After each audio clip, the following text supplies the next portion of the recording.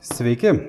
Šiame video susipažinsime su Reolink gamintojo vaizdo stebėjimo kamerų rinkiniu, kuriame yra įrašymo įrenginys, 2 TB hardas, 4 vaizdo stebėjimo kameros, 5 megapikselių raiškos ir tai yra POIA sistema, kitaip tariant, dirbanti laidais. Tai išsipakuosim, pasijungsim, pasileisim ir viską šiame video aš jums parodysiu, kaip yra paprasta su Reolink šito rinkiniu. Komplektacijoje mes rasime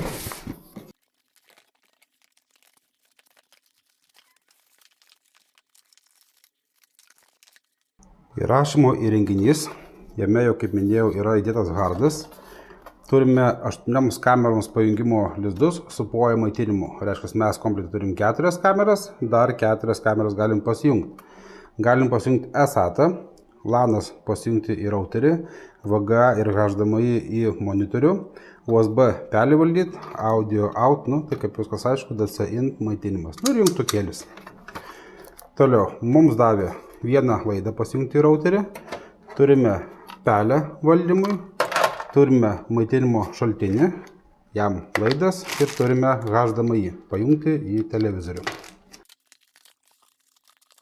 Turime 4 poras laidų internetinių, bet mano patarimas būtų naudoti juodus lauko sąlygom, CAT5 arba CAT6 čia laidų tikrai nereikia, bet davė tai turim. Jeigu viduje laidai nei biško neišeina lauką, gali naudoti ir tokį, bet lauko sąlygom mes naudojame juodus. Tvirtinimai kameroms, tokie galbūt nelabai stiprus, patarčiau naudoti geresnius. Turime 4 sandariukus, kurie dedasi ant kamerų, tam, kad nepatektų vanduo tarp kameros ir šios jungties. Ir turime 4 štai tokias bullet tipo kameras. Dar nepaminėjau šios guminės tarpinės, toks kaip porolonas, būtinai jos naudokite, kuomet kamerą suksite lauko sąlygom, ją dedam čia ir prisuksim kamerą prie sienos. Tai yra pakankamai svarbu. Tai pirmiausia viską pasijungiam.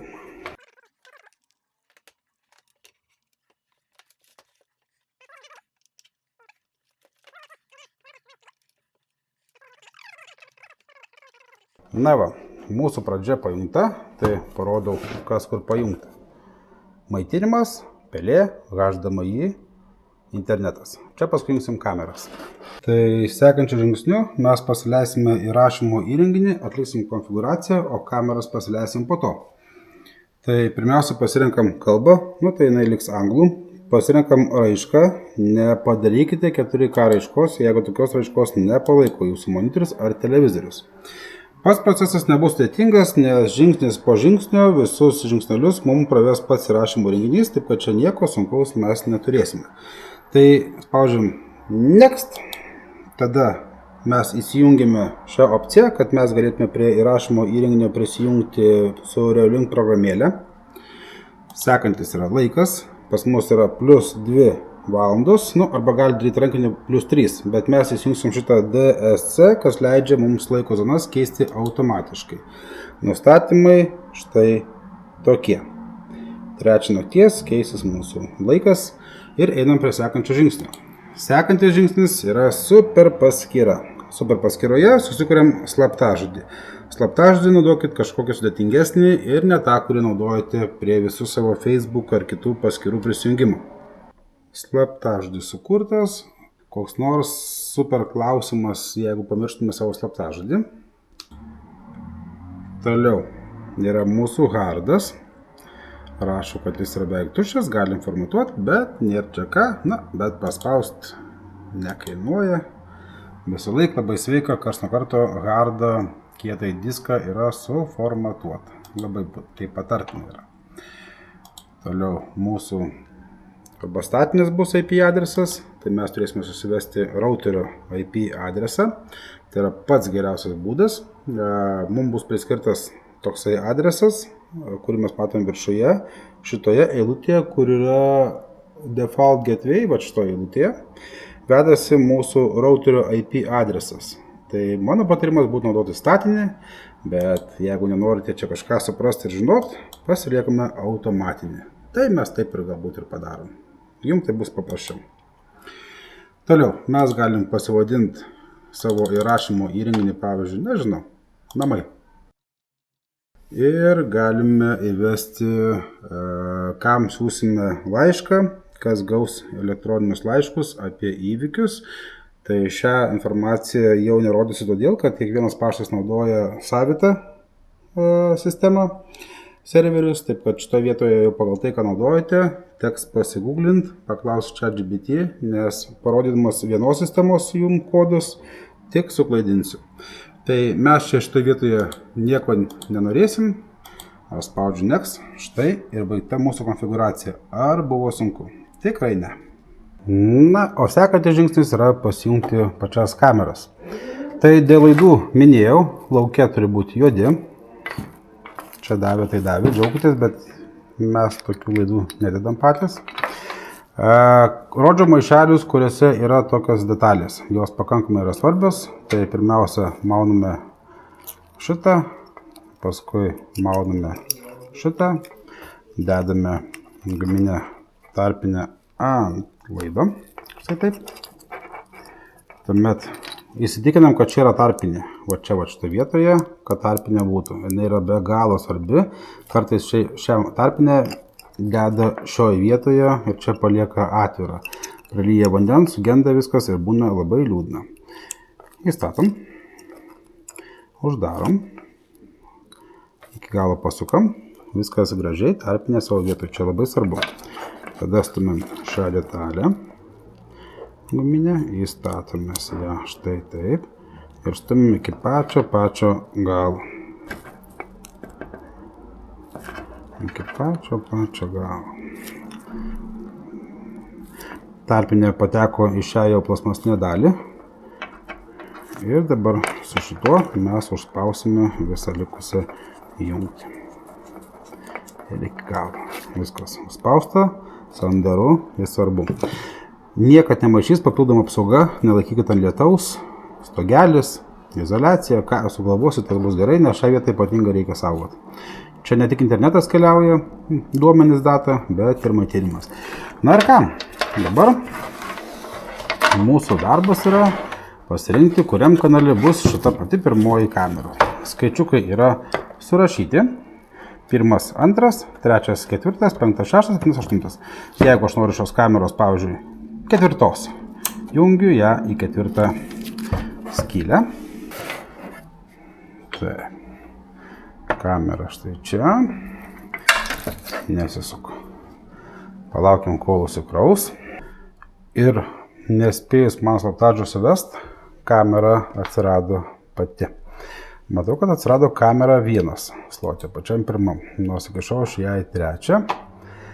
Tai pabandom pasileisti dar vieną kamerą. Šiek tiek palauksim. Kamera, kaip ir kompiuteris, turi užsikrauti. Užsikrovus kamerą pradės dirbti savo darbą. Tai šita kamera bus mūsų, atsuksimės ją arčiau į dėžę. Laukiam.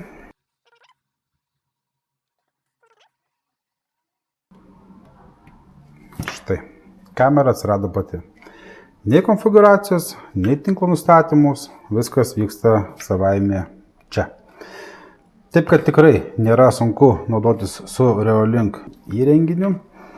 Ir jeigu norite pasijungti patys, tikrai nebūtina kviestis jokių meistrų ir vargintis su jų laukimu. Viską tikrai galite pasidaryti patys. Na, o toliau mes patyrinėsime, ką mes čia galime matyti, ką mes galim daryti, kokių opcijų, funkcijų dar turi šitas mūsų komplektėlis.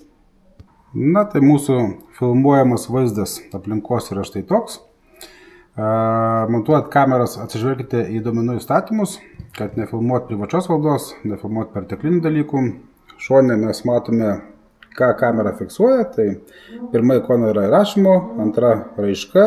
Čia toliau matoma atsiranda arba dingsta mėlyni ženkliukai. Tai reiškia, kamera fiksuoja mašinas, nu kurgi ne, čia aišku pilna tų mašinų.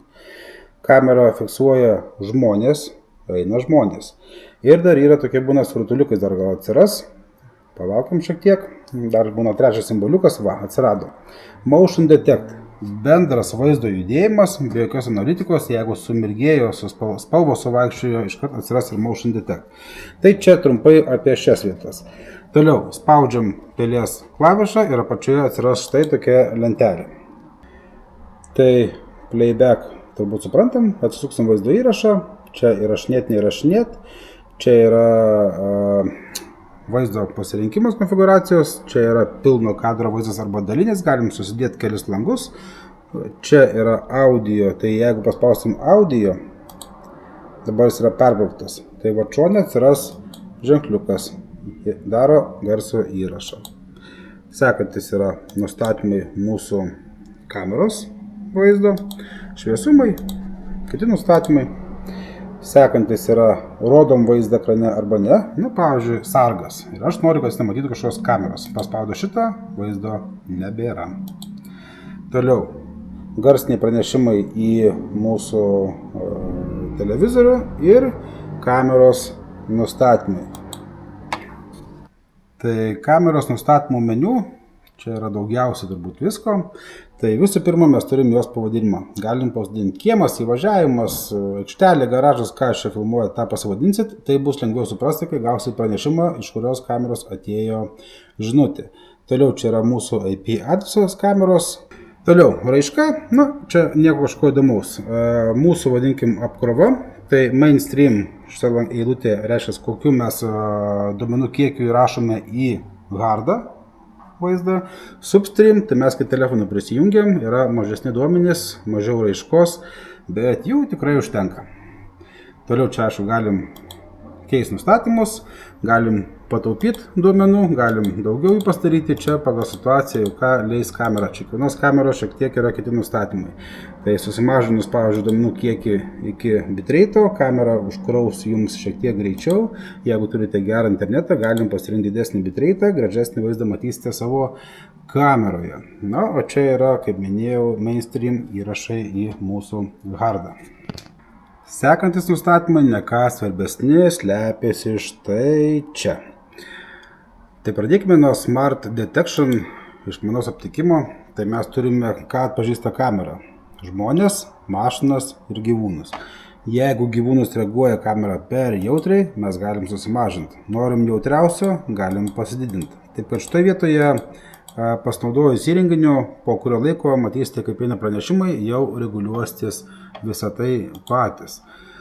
Sekanti labai įdomi vieta yra, tai būtent aliarmai. Kiek laiko užsibuvus objektui jūsų zonoje bus sukuriamas aliarmas. Kam tai skirta? Važiuoja mašina. Jinai pravažiavo ir jo šiandien nėra. Arba ėjo ir praėjo kažkas. Bet būna kartais eina, sustoja ir stebi jūs. Tai jeigu mes norime kažkokios tokios, vadinkim, filtracijos, tai mes galim padaryti, kad jeigu žmogus pas mus mūsų stebimai zonoje, tarkime, yra ilgiau negu 5 sekundės, tik tuomet renginys sureaguoja. Jei mašina užsistovėjo 8 sekundės, tik tada bus renginys atsiųs mums pranešimą apie tokį aliarmą. Tai čia leidžia eliminuoti pranešimus tokiais atvejais, kuomet pas mus yra daug judėjimo palei gatvę ir mes nenorime gauti visos informacijos. Kita svarbi vieta yra objekto dydis. Tai čia leidžia mums eliminuoti pranešimus, nes, pavyzdžiui, varna kartais būna panaši žmogų, nes turi 2 kojas, kūną ir kamera gali apsirikti. Tai mes galime nurodyti, kad mūsų objekto dydis yra minimaliai kažkokio dydžio. Tai savo matomam vaizde jūs galite pasirinkti, koks mažiausias objektas, į kurį kamera sureaguoja, arba koks didžiausias objektas, į kurį kamera sureaguoja. Tiek tai liečia atskirai žmogų, tiek mašiną, tiek gyvūną.